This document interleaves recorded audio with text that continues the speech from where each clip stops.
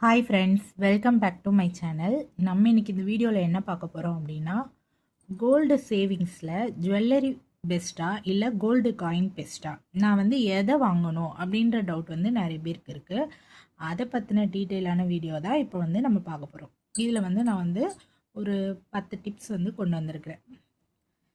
First tips என்ன அப்படின்னு பார்த்துடலாமா? செய்கூலி சேதாரம். அதாவது ஜுவல்லரியாக நம்ம வாங்குகிறோம் அப்படிங்கும்போது ஜுவல்லரிக்கு வந்து 10%லேருந்து 20% வரைக்கும் மேக்கிங் சார்ஜஸ் வந்து வேஸ்டேஜ் வந்து போடுவாங்க, ப்ளஸ் மேக்கிங் சார்ஜஸ். ஓகேவா? இப்போ நம்ம காயினாக வாங்குகிறோம் அப்படின்னா காயினுக்கு வந்து 2%லேருந்து 3% வரைக்கும் தான் போடுவாங்க. இது எல்லாமே ஒவ்வொரு ஷாப்பை பொறுத்து. இப்போது செகண்ட் பாயிண்ட் என்ன அப்படின்னு பார்த்தரலாம்.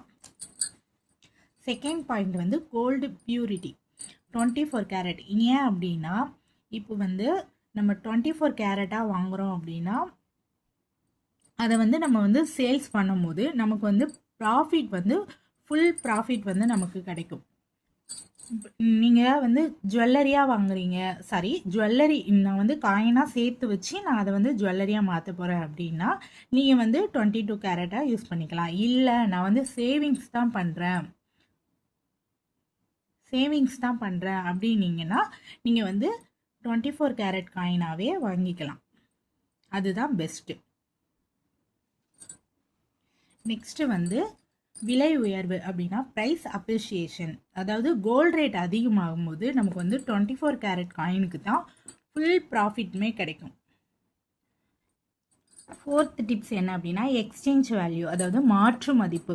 இப்போ ஓல்டு ஜுவல்லரியை எக்ஸ்சேஞ்ச் பண்ணுறோம் அப்படின்னா அதுக்கு வந்து மேக்கிங் சார்ஜஸ், இதெல்லாம் மேக்கிங் சார்ஜஸ், வேஸ்டேஜ், ஜிஎஸ்டி, இது எல்லாமே நமக்கு என்ன ஆகும்? லாஸ் ஆகும். ஆனால் காயினுக்கு வந்து அப்படி இல்லை. அப்படி லாஸ் ஆகும், ஆனால் அந்த ஹை அமௌண்ட்டில் நமக்கு வந்து லாஸ் ஆகாது. ஏன்னா காயினுக்கு வந்து வேஸ்டேஜ் வந்து நமக்கு கம்மி தான். ஸோ நமக்கு லாஸ் வந்து கம்மியாக தான் இருக்கும். ஓல்டு ஜுவல்லரியை எக்ஸ்சேஞ்ச் பண்ணும்போது அதோட நம்ம வாங்கும் போது ஒரு வேஸ்டேஜ் கொடுத்து வாங்கியிருப்போம் இல்லையா, அது வந்து நமக்கு பெரிய லாஸ் தான் ஆகும். ஸோ எக்ஸ்சேஞ்சில் வந்து நமக்கு எது பெனிஃபிட் அப்படின்னு பார்த்தீங்கன்னா காயினுக்கு தான் நமக்கு பெனிஃபிட், ஓல்டு ஜுவல்லரிக்கு கிடையாது. நெக்ஸ்ட் என்ன அப்படின்னு பார்த்தீங்கன்னா ஸ்மால் சேவிங்ஸ், அதாவது சிறிய சேமிப்பு. இப்போ நம்ம வந்து ஒரு ஜுவல்லரி வாங்கணும் அப்படின்னா நம்ம வந்து ஒரு பல்க் அமௌண்ட்டாக கொடுத்தா தான் ஜுவல்லரி வாங்க முடியும். இதுவே காயினாக இப்போ ஒவ்வொரு மந்த்தும் நம்ம பல்க் அமௌண்ட்டாக கொடுத்து ஜுவல்லரி வாங்க முடியுமா? 1 மந்த்து நம்ம வந்து ஒரு மந்த்துக்குமே நம்ம வந்து ஒரு பல்க் அமௌண்ட்டாக கொடுத்து ஜுவல்லரி வாங்கணுன்னா கண்டிப்பாக முடியவே முடியாது. இதுவே காயின்னா நம்மளால் கண்டிப்பாக வாங்க முடியும். ஒரு சின்ன அமௌண்ட் போதும். சின்ன அமௌண்ட்டில் நம்ம வந்து காயின் வந்து இன்வெஸ்ட் பண்ணிக்கலாம். ஒரு 100 mg coin, 500 mg coin, 1 gram mg coin சொல்லிட்டு இந்த மாதிரி ஈஸியாக வாங்கிக்கலாம். நெக்ஸ்ட் என்ன அப்படின்னு பார்த்தீங்கன்னா மெயின்டெனன்ஸ், பராமரிப்பு. இப்போ ஜுவல்லரியை வந்து யூஸ் பண்ணும்போது அது வந்து தேய்கிறதுக்கு வந்து சான்சஸ் இருக்குது. இன்னொன்று என்னென்னா நம்ம ஜுவல்லரி வந்து ரொம்ப நாள் யூஸ் பண்ணுறோம் அப்படின்னா பாலிஷ் பண்ணணும். இப்போ ஒரு 10 இயர்ஸ் யூஸ் பண்ணிட்டேன் அப்படின்னா அதுக்கப்புறம் நம்ம யூஸ் பண்ணும்போது வந்து அதை வந்து பாலிஷ் பண்ண வேண்டியது இருக்கும். இல்லை ஜுவல்லரி நம்ம ஒரு 20 இயர்ஸ் யூஸ் பண்ணுறோம் அப்படின்னா அது வந்து ஜுவல்லரி வந்து தேஞ்சு போகிறதுக்கு வாய்ப்பு இருக்குது. ஸோ இதுவே காயின் அப்படின்னா நம்ம வந்து எதுவுமே பண்ண வேண்டாம், வாங்கி ஒரு டப்பாவில் போட்டோமா, மூடி வச்சோமா, அவ்வளோதான். அதை வந்து நம்ம பாலிஷ் பண்ணணுன்ற அவசியமும் கிடையாது, அது வந்து தேஞ்சும் போகாது. ஸோ மெயின்டெனன்ஸ் பண்ணுறதுக்கு காயின் வந்து ரொம்பவே ஈஸியான ஒரு விஷயம்.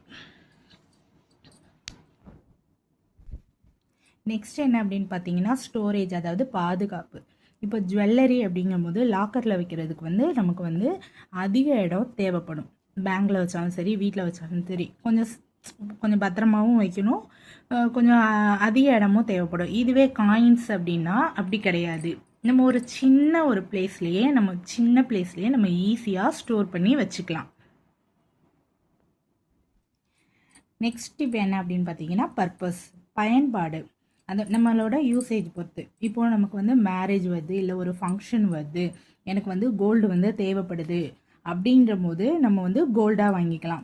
இல்லை எனக்கு வந்து இன்வெஸ்ட்மெண்ட் மட்டும் தான் நான் பண்ண போகிறேன் அப்படின்னு நீங்கள் நினச்சிங்கன்னா காயின் தான் பெஸ்ட்டு.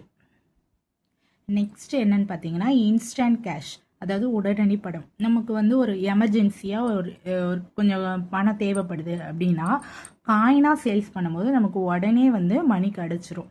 அதோட காயினோட ஃபுல் அமௌண்ட்டும் நமக்கு வந்து கிடச்சிரும். இதுவே ஜுவல்லரியை வந்து நம்ம வந்து சேல்ஸ் பண்ணுறோம் அப்படிங்கும்போது கோல்டு ரேட்டுக்கான ரேட் வந்து அதோட பணம் வந்து நமக்கு கிடைச்சிரும். ஆனால் அதோட நம்ம வாங்கும்போது உள்ள வேஸ்டேஜ், மேக்கிங் சார்ஜஸ் இதெல்லாம் நமக்கு லாஸில் தான் போகும். இதுவே காயின் அப்படின்னா நமக்கு வந்து அந்த அளவுக்கு லாஸில் போகாது. ஸோ இன்ஸ்டன்ட் கேஷ்க்கு வந்து காயின் தான் பெஸ்ட்டு. 10th டிப்ஸ் என்ன அப்படின்னு பார்த்தீங்கன்னா, ஃபைனல் சாய்ஸு. ஏன் இப்படி பண்ணியிருக்கிறேன் அப்படின்னா, வீடியோ எடுக்கிறது தெரியாமல் கட் பண்ணிட்டேன். அதுக்கப்புறம் தான் பார்த்தா இந்த வீடியோ வந்து ஸ்டோரேஜ் ஆகலை.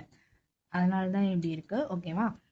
ஃபைனல் சாய்ஸ் என்ன அப்படின்னு பார்த்தீங்கன்னா, சேவிங்ஸ் பண்ண போகிறேன் அப்படின்னு நீங்கள் நினச்சிங்கன்னா கோல்டு காயின் தான் பெஸ்ட்டு. அதாவது உங்ககிட்ட வந்து ஜுவல் இருக்குது, எனக்கு ஜுவல் வந்து தேவையில்லை, நீடு இல்லை அப்படின்னா நீங்கள் வந்து காயினாக வாங்கிக்கலாம்.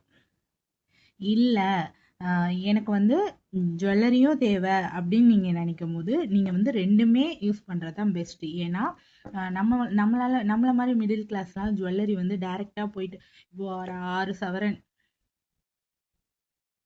ஒரு 8 சவரன்லாம் நம்மளால் உடனே போய் வாங்க முடியாது. ஃபுல் அமௌண்ட் ஒரு பல்க் அமௌண்ட்டாக கொடுத்து நம்மளால் வாங்க முடியாது. ஸோ காயினாக சேர்த்து சேர்த்து வச்சு தான் நம்மளால் ஒரு பெரிய ஜுவல்லரியாக வாங்க முடியும். ஸோ நமக்கு வந்து ரெண்டுமே பெஸ்ட்டு தான்.